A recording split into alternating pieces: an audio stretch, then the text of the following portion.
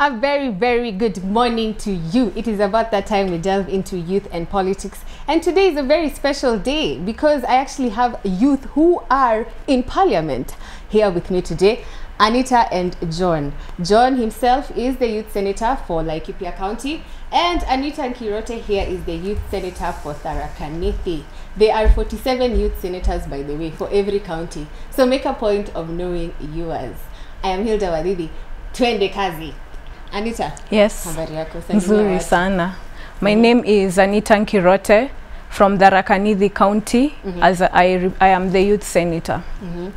And my name is John Wangai, the youth senator of Laikipia County. All right, so we would like to understand how did you guys get involved in the world of politics and actually vie for a position? We'd like to understand your background. Let's start with you, Anita. Actually, I started my politics at the University of Nairobi, whereby I vied for gender affairs at NUASA, that is Arts in Main Campus, and I became the gender affairs secretary. Yes, that's how I started, and with that I got incorporated into the Mount Kenya Foundation, which nurtures youth from the Mount Kenya side. Then after that I joined other leadership programs, and I was active in Jubilee campaigns during 2017 elections, and it was during that time that I joined the Youth Senate. All right. Yes. What about you, John?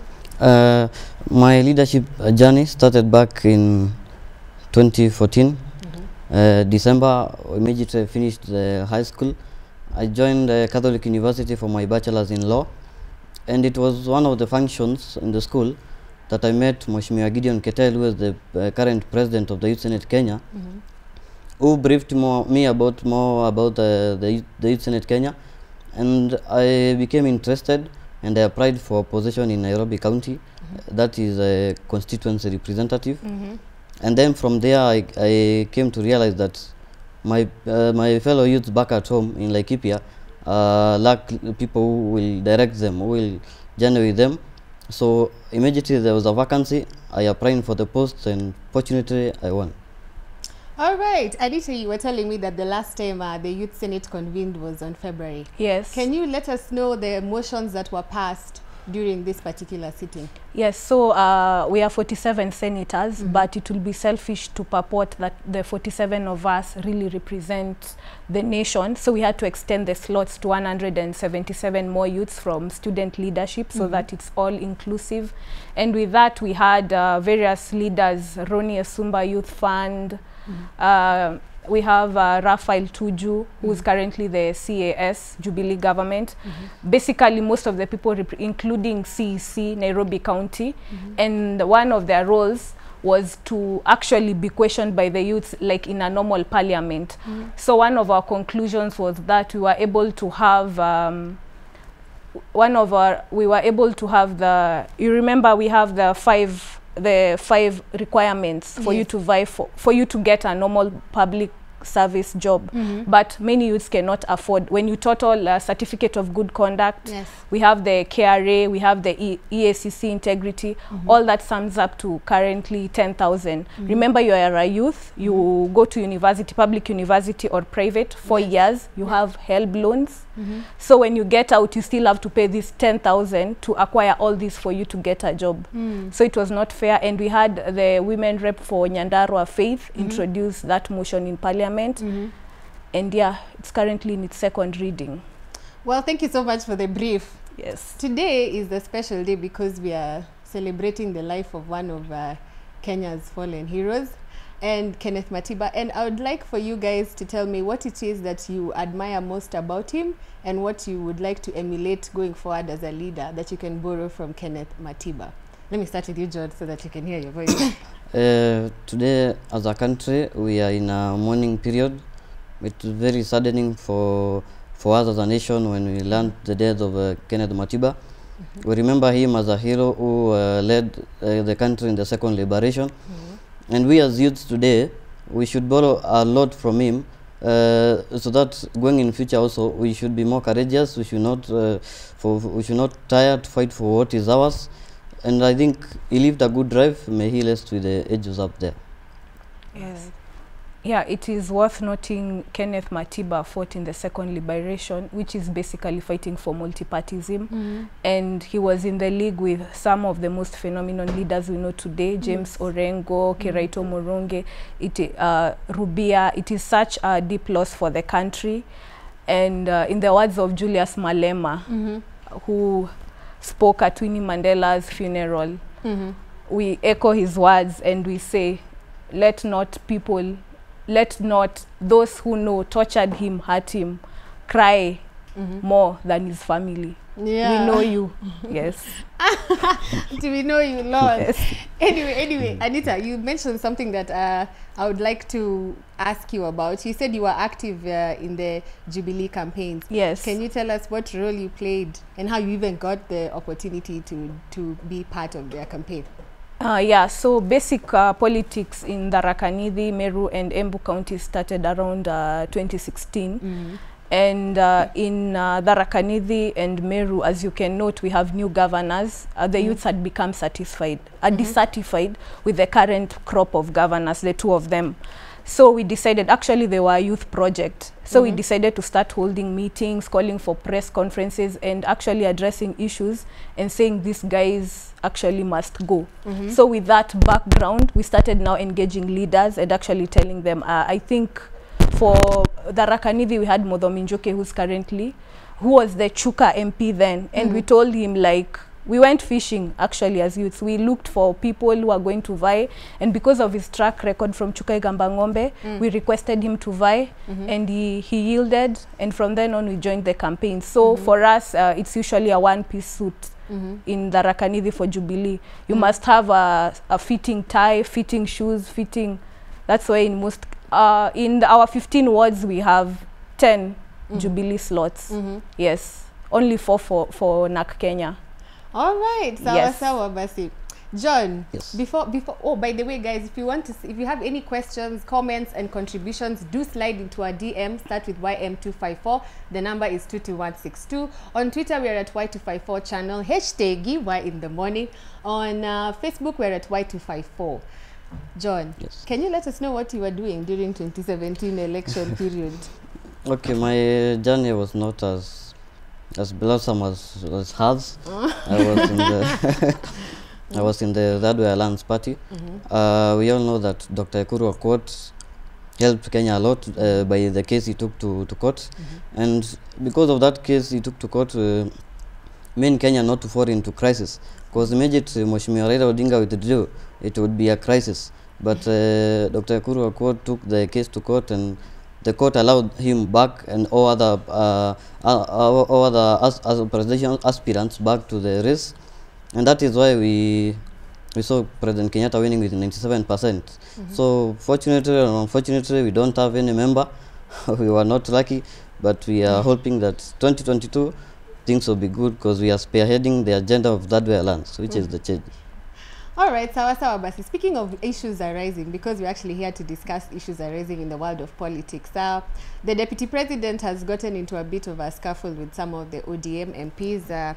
There's one Atinda who is saying that they want to alter the structure of the government so that they can include more political positions. What's your opinion on that? DP is against that kabisa. So let me start with you, Anita. What's your opinion on them altering the government structure? Do you think it even needs altering? Should they change any laws?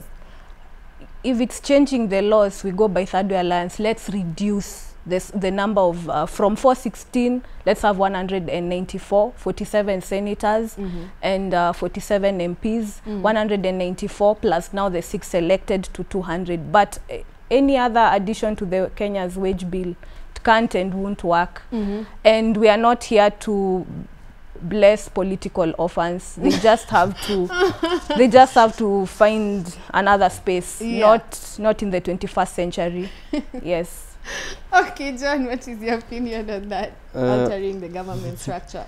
I think the DP is right that we don't need more positions on that. And my party leader, Dr. Ekuru Aukot, has clearly outlined his agenda to reduce those numbers. We now we know that we have a floating wage bill that to run the two bicameral houses we need around 32 billion we need 32 billion annually, which immediately the agenda that Dr. Ekuru Aukot wants, if it succeeds, we will have 5 billion only, and we'll be able to save 27 billion. I believe this country has more problems than rewarding the losers in this country. Like right now, we know the lecturer strike. I like that, awarding the losers. There's the lecturer strike, and they only need 38 billion. And every year, the government uses 32 billion to pay these members of parliament, these waheshimiwa, who are, in my view, are doing a lot of nothing, because their work is to enjoy the allowances, the fuel gatherers, and being called waheshimiwa with security and other things. So I think we should join as a country, reduce those numbers to, just like my sister here said, 194. That is 47 members of parliament times 2, men and women, and 47 senators, men and women, and we scrap off the womenly position. All right, so there's a question coming in that what are you guys doing to ensure that the youth stay safe in the times during elections, and whether or not they are allowed to participate?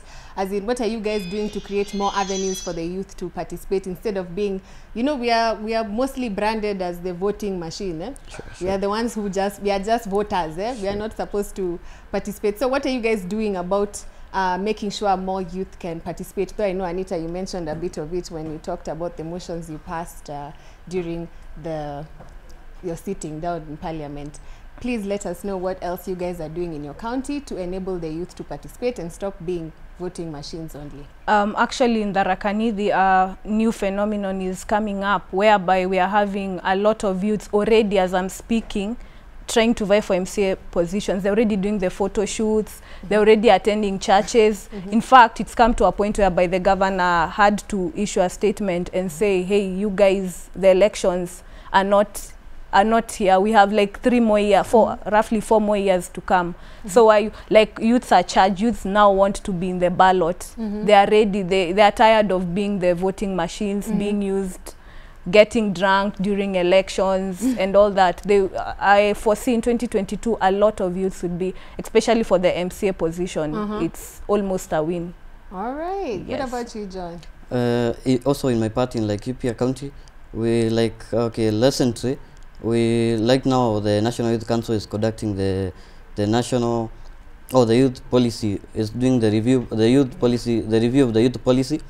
I was there last week when we met the various stakeholders, and we put various measures which will ensure that the youth have benefited. For example, we talked to the governor and the deputy governor to ensure that they have a kitty for the youth who want to venture into business, also promote agribusiness, and also put ICT iHubs or ICT centers for the youth who want to join online jobs and online marketing and other online work, so that they can benefit themselves and they stop being voting machines, that their work is only to make things trend in Twitter and abuses and other things. Okay, let's move back to something to do with matters arising. Over the weekend, we saw Chiloba and Chebukati in court. And Chiloba is still now, the compulsory leave is being upheld. So I would like to understand from you guys, what does this say about the IEBC? Can we trust them? What do you think is causing the big, the friction between Chiloba and Chebukati? I'll start by history. As we know, history always repeats itself. And honestly, between now and 2022, these guys must go. We are tired of the blame games. We are tired of the bedroom fights. Kenyans just want an IEBC system which they can trust, an electoral system that is flawless, considering the troubles we've been having in the past. If they can't put their house in order, they must fall. They must go home. Yes. What about you, John? What do you think this says about IEBC? I think the house is divided already, and we saw that from the election that we had, that this team was saying this, the other team saying this, leaked memos. I think it's time Chebukati and his team come out clean and resigned because they have failed and they are failures. They need to resign so that we are back on a journey to appoint new commissioners. That's a very strong opinion. Anyway, let me move away from that. There's someone else who's also really suffering, and there's a video. I don't know if my director can get that video of Sonko's address to the public yesterday. And he is actually complaining that he's being sabotaged, and that is why he's unable to deal with some of the issues affecting Nairobi. He's saying that even his cooks go and meet with Kidero and what have you. What do you think is going on with the governorship of Nairobi? I feel like there's nothing really peculiar about every governor has inherited the same system. There are people who we call PP, permanent and pensionable. You cannot sack them. Every governor is undergoing through this. So Sonko should quit being a crybaby and actually hold the bull. We understand, hold the bulls by the horns. We understand that Nairobi is a big county and all that, but we have 47 governors. We have Nakuru, Eldoret, towns which are as big as Nairobi. So he needs to quit the shenanigans and just handle his business. Okay, what about you, John? On my view, I think Governor Sonko is trying to work, although we may say that maybe he is being there are fightings that he is refusing from various corners, various angles, but all the same, he should stop these excuses. We know that he is a man who is full of PL, and it's time now to work and leave the PL alone. Otherwise, if he has failed, then he should also resign. We have very competent people who can take up the posts. All right, sawa basi. Now there's another character also who has come under the limelight because there was a meeting between Raila and Moi, and Mutahinguni was saying that he believes that this is political dynasties trying to maintain the power within their families, and they're saying that probably the outcome of that meeting was Raila to endorse Gideon for 2022 candidacy. And because Ruto is not coming from a family of power, he's about to be ousted or disowned by the rest. What is your opinion on that meeting? I agree with Mutai Ngunyi completely, because as I said before, Hilda, history will always repeat itself, and we've seen how this thing goes. You go to Kenyatta, you go to our second president Moi, third president Kibaki. As you look as in the works, when you look at government in whole, you look at President Uhuru's son being in government as we speak in various influential boards. This is because they are being prepared. You saw the other day him trying to speak in Kiswahili during Ruto's. These are the things hidden in plain sight that you can see. So I do agree. Raila went to meet Moi to endorse the son. Yes. All right, sawa, John. I think that's the same situation. That the three dynasties of Kenyatta, Odinga, and Kenyatta, Odinga, and Moi, they have held Kenya hostage for a long time, and it's high time that Kenyans wake up. Yeah. In 2022, they vote according to. All right. We have to cut that conversation short. Moving forward, what can we expect from you guys? Our youth senate is bigger and better. We should be having another meeting in parliament around June, July, focusing on student leadership. He can expound more because tomorrow is going to parliament regarding the same issue. All right, John, then expand more. Yeah. On student leadership, we know that most of these big leaders were formed from student leadership. But they tried this ardent dualist motion of University Amendment Act, trying to finish us politically, so that by 2030 they will still be there with their dynasties. By introducing the electoral college system of voting, we have seen how it has adversely affected the colleges. Yesterday, we saw the University of Nairobi students rioting because of the same system of voting. In last year, KU took a strike for a long time, and this is something that I petitioned personally, and tomorrow will be giving submissions to Parliament so that they scrap up the whole thing and amend it in a manner that will be constructive. All right, sawa basi. Thank you guys so much for coming today. It is about that time we conclude this segment. I am Hilda Wadidi. You have been watching Youth and Politics. Do not touch that dial. Man Crush Monday is coming up next.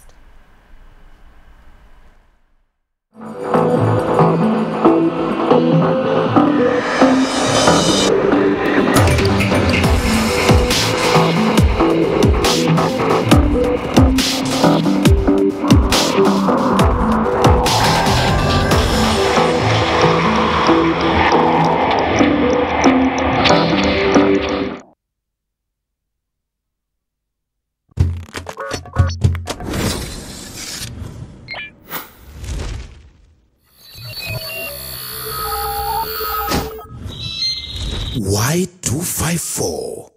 Imagine.